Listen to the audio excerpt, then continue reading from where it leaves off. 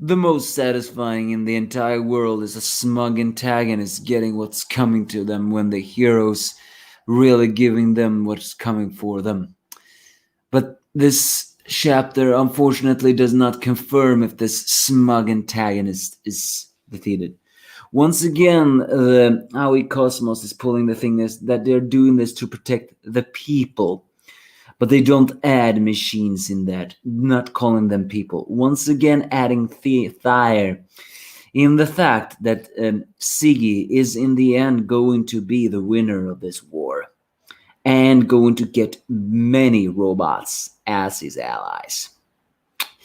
Hi for those who are watching. Yes, this is me, the Angry Anime fan, and yes, I do review Eden Zero mostly just all the time. And this is the review of that chapter 145. First off, next character Annihilus by Pino is actually a client. Her Wind Ether gear is Wind Snatch, but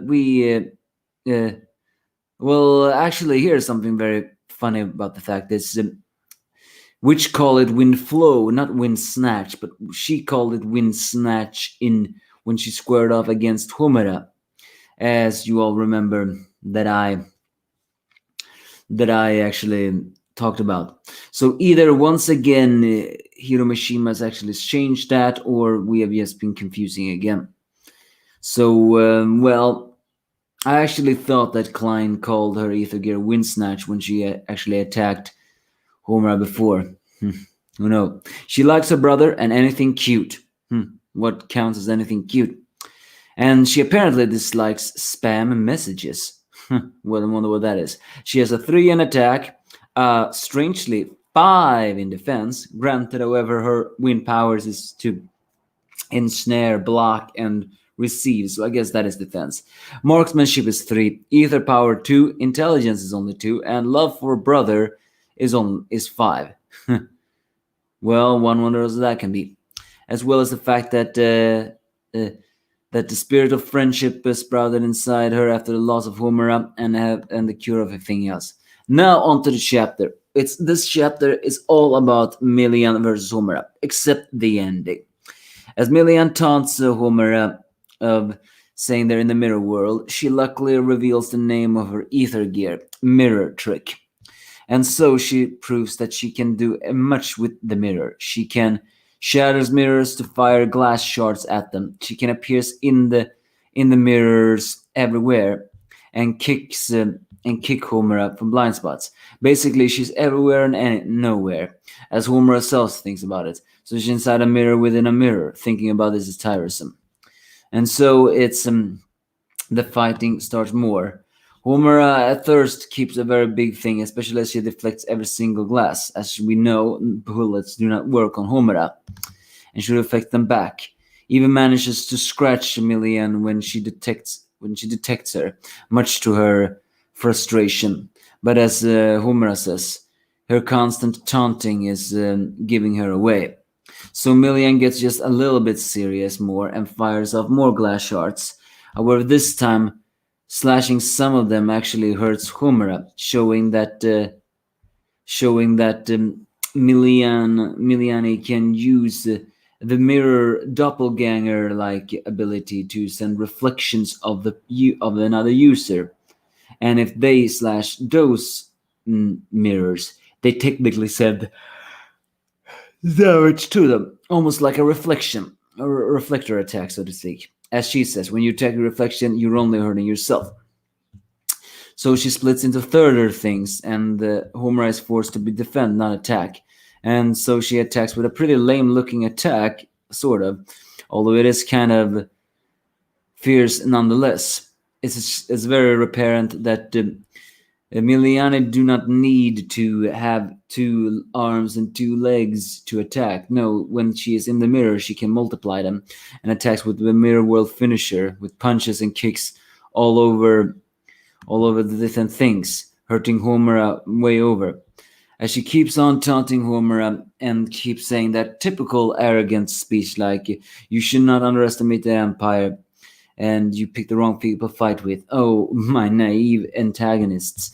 Unless, of course, this ends in tragedy. By the way, the only thing that will end in tragedy is Siggy's win.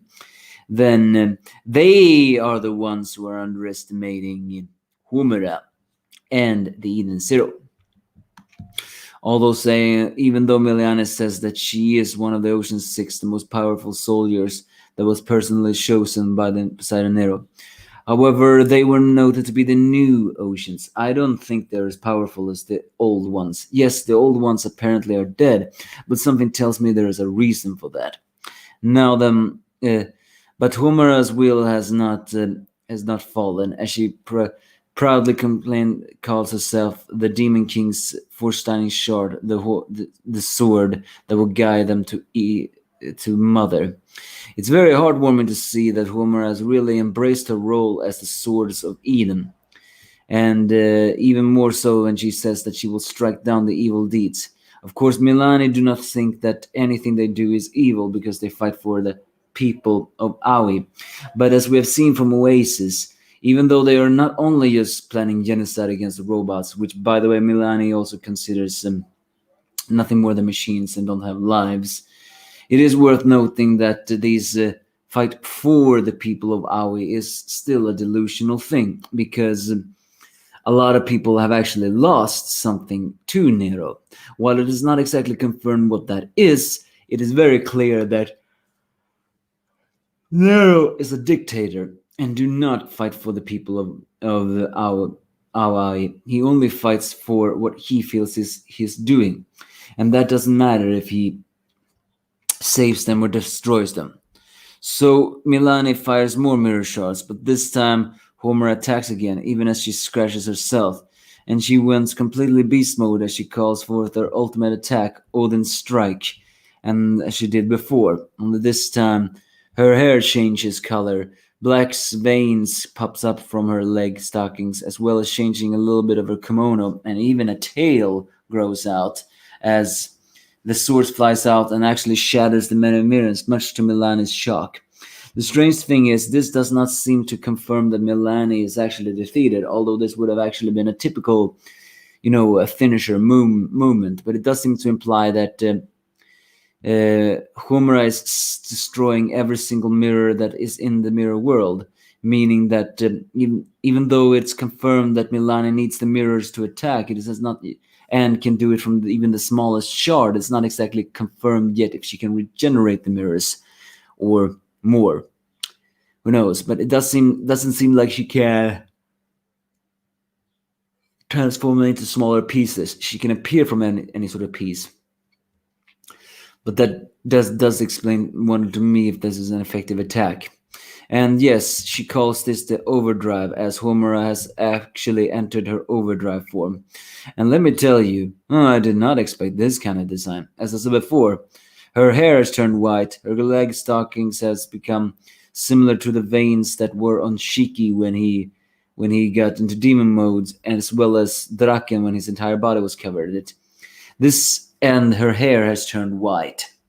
But what is most peculiar is that fox-like ears as well as a tail has been blooming out from her. Either that means that Homura has a secret origin we do not know about, or the overdrives mutates the person into an animal-like thing. Granted, when Draken entered his overdrive, he was very akin to me to a dinosaur, and I do not mean his mutated overdrive form. I mean his real overdrive form, one with a tail and a L. So yeah, when they enter overdrive, they don't really look quote-unquote human anymore. I mean, not even Shiki looks human, but he looked more like a Demon King, was very fitting for his epithet of the Demon King, Satan's gravity. But the power of Soul Blade seems to transform Homura into what I can only assume is a kitsune. But I guess that maybe made sense from the different fighting styles that Homura has in her ether gear, as well as the tricky way she fights. I hear both offensive and defensive and fast and technical at the same time. But growing some very nice hairs of it all, yeah, that is kind of cool. She really does look, dare I say, sexy in that situation. But again, it's not exactly confirmed that this fight is over. But the chapter ends on a slightly more bittersweet moment as Jin Chris has actually landed to the explosion. And what is pretty heartwarming though is that he actually calls Shiki by his name, Shiki. I thought it will always call him the Demon King, or his full name, like a Geo always called Natsu Salamanda, but no, he just calls him Shiki.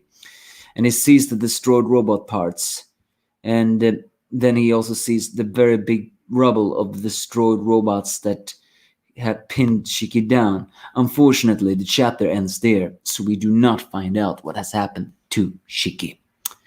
But judging from the extremely car-coiled bodies of the destroyed robots, we can only think it is not something good. Did Shiki really survive that? I can only hope he did. But that is basically the chapter. Homura once again shows. If it weren't for one little thing, I would have actually called her the best girl right now. And